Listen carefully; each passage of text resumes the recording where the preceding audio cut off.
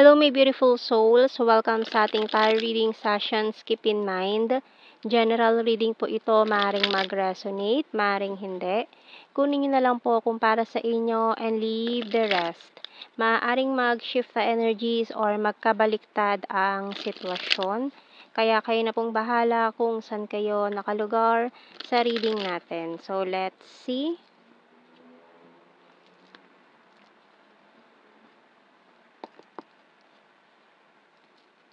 So we have here the 7 of Wands, the 5 of Wands, 3 of Cups, and 3 of Pentacles.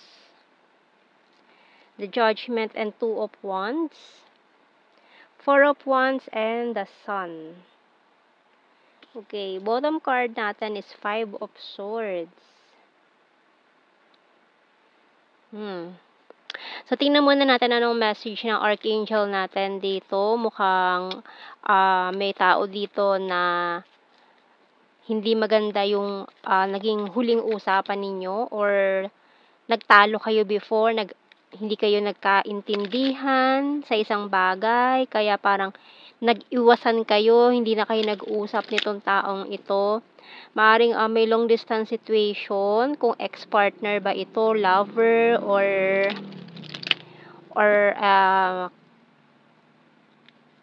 no label connection or kung ano man tong connection na meron kayo nitong taong to na hindi maganda yung naging huling usapan nyo.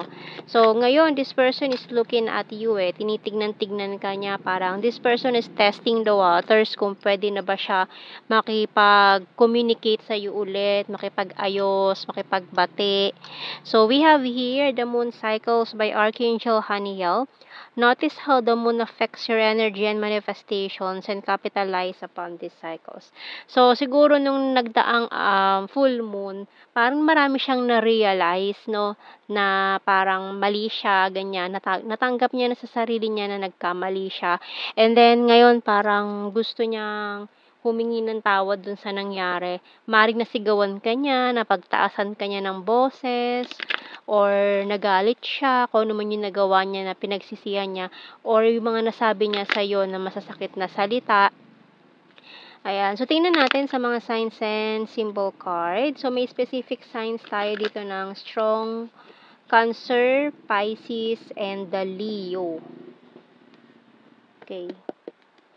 We have here the clover and light bulb, letter, target, hourglass, and coffin. Okay, Scorpio, nadagdag.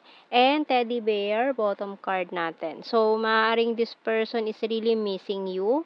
Ayan. So, gusto niya talaga mag-send ng message, letter, and marami siya. Talagang, yun ang isa sa mga goal niya na magkaayos kayo kasi ayaw niya na hindi kayo maayos or habang buhay na kayo may samaan ng loob. No, feeling niya kasi parang kailangan niya nang gawin to, parang urgent na kailangan ko na tong gawin na makipag-ayos. So, marami din siya mga thoughts, ideas, or nag-iisip siya ng mga sasabihin niya, no? And kasi parang ikaw ang naging lucky charm din itong taong to before, kaya parang hindi maganda rin yung takbo ng buhay niya, lalo na sa finances. So, tingnan natin sa ating tarot messages, oracle cards. So, gustong-gusto na makipagbati sa'yo nitong taong to. No, ayaw niya na ng ganito kayo na napakalaki ng bloke ng yelo na pumapagitan sa inyong dalawa. Napakataas ng wall, thick wall na nakaharang sa inyong sa pagitan nyo nitong taong to.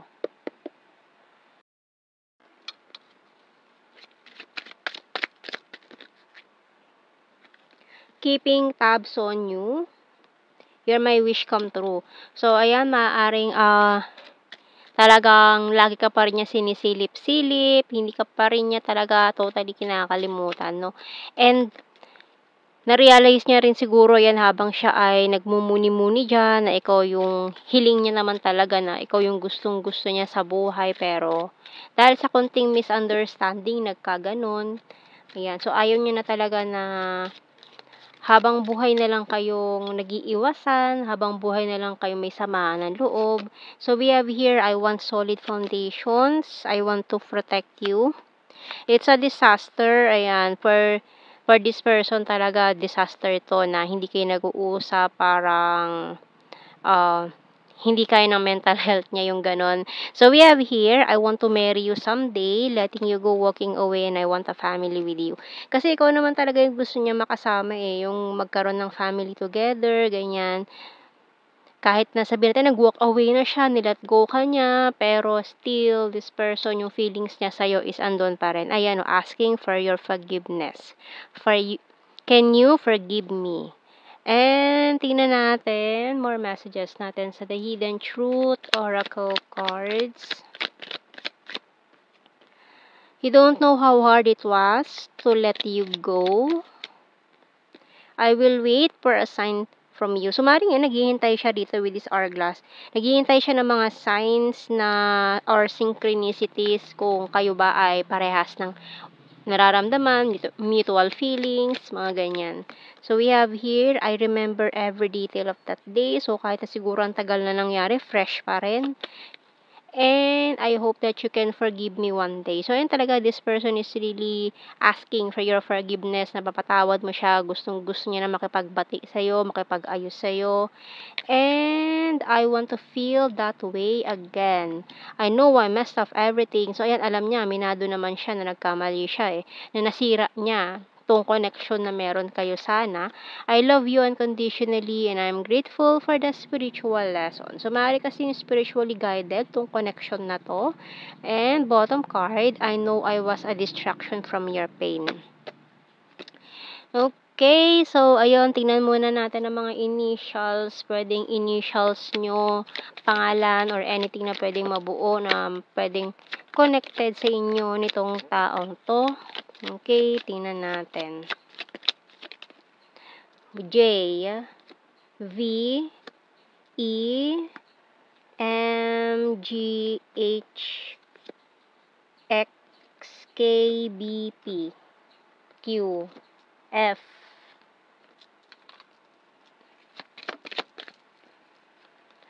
I, letter C, bottom card natin, letter A. So, let's see sa blue card, we have here regret. Ayan. Mga pinagsisisihan niya dyan. We have here family and, okay, union of hearts. So, sumilip pa si marriage natin dito. Ayan. So, maaari talagang this person talagang gusto niya or iniisip niya na magkaroon ng familya with you in the future. Kaya parang urgently na kailangan niya na makipag-ayos sa'yo, no?